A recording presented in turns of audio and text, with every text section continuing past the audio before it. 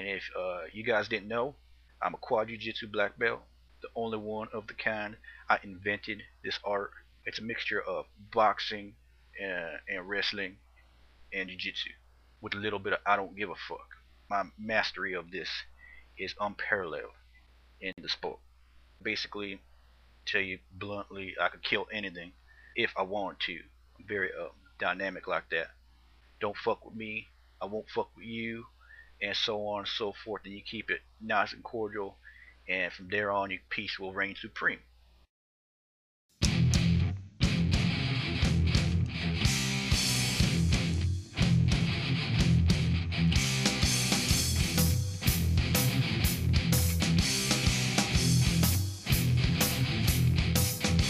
Keep saying, Todd, put up more MMA videos, put up more MMA videos.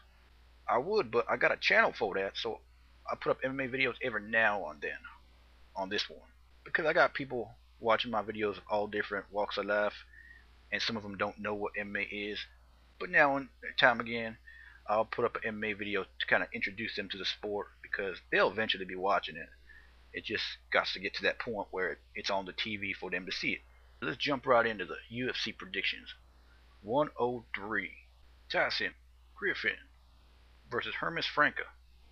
This fight bring back memories of Frankie Edgar versus Sean Shirk. I think the more experienced fighter, better ground fighter, gonna take it. I see youth prevailing in this fight. Last time I went with Sean Shirk. This time I'm gonna go with Tyson Griffin. I think he's gonna keep the fight on the stand-up and win it on the stand-up via unanimous decision. Josh Koscheck versus Frank Trigg. Twinkle Toes. This fight's definitely gonna surprise people. Koscheck, he's a very good fighter, but his abilities as a fighter is somewhat inflated because of the Ultimate Fighter effect. Frank Trigg, very experienced fighter. A lot of people don't think so, but he got the advantage on the feet. If Koscheck could take him down, he could potentially make this long-lasting 15-minute fight where he could pull out a decision. But I'm going to go with my feeling on this one. I think Frank Trigg's going to pull this out on the feet, probably get the TKO or the knockout. Martin Kampmann versus Paul Syntax Daley. Syntax Daley new to the UFC. Not many people know how exciting a fighter he is, how he likes to stand on his feet and take people out, something that is very rare in the sport of MMA. Because people usually like to go to that comfortable spot, which is wrestling, which usually makes for bowling fights, and so on and so on. This fight, I tell you right now, is going to be like the last fight with Jake Shields, Paul Daley. Pretty much win it on the feet, and then I see it going to the ground where Kampmann is going to submit him. Mirko versus Junior Dos Santos. Junior Dos Santos has only spent 2 minutes in the octagon in 2 fights. He blitzkrieged his last 2 opponents. Like Mirko said, he's a young lion in the sport, and this is going to be a difficult fight for Mirko.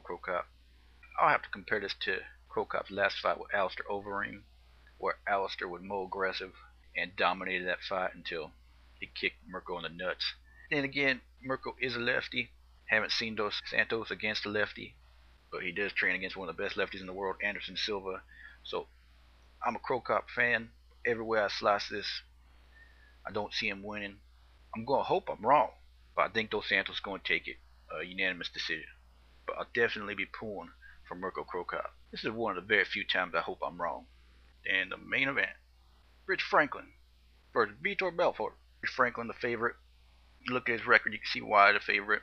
Anyone who got some insight on this, anyone who's been watching MMA a while, know Vitor Belfort is the favorite. You can see Rich Franklin has had trouble adapting to guys with his same southpaw stance. Anderson Silva, also Machida. Machida switch it up so Machida could be lefty or righty. You know, that's how he do.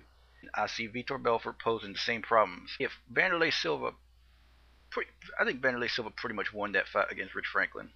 Gave him a lot of trouble, very aggressive. Rich Franklin couldn't handle that. I see Vitor Belfort posing more problems and faster.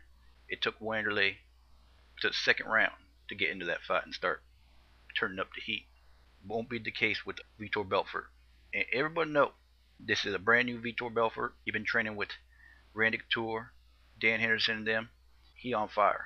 He had a lot of weight, more natural weight, and he got the speed. He just as fast as he was when he was 18, 19 years old. and we all know that. You guys can ask Matt Lindland that, and you guys can ask Terry Martin that, and so on and so forth. Vitor Belfort with a second round knockout, and then all the nut huggers just gonna pour in. Nut huggers everywhere. Yeah, oh god. Where the fire escapes? Where the fire escapes? Oh man, Vitor Belfort versus Fedor Emelianenko. Vitor Belfort versus Brock Lesnar.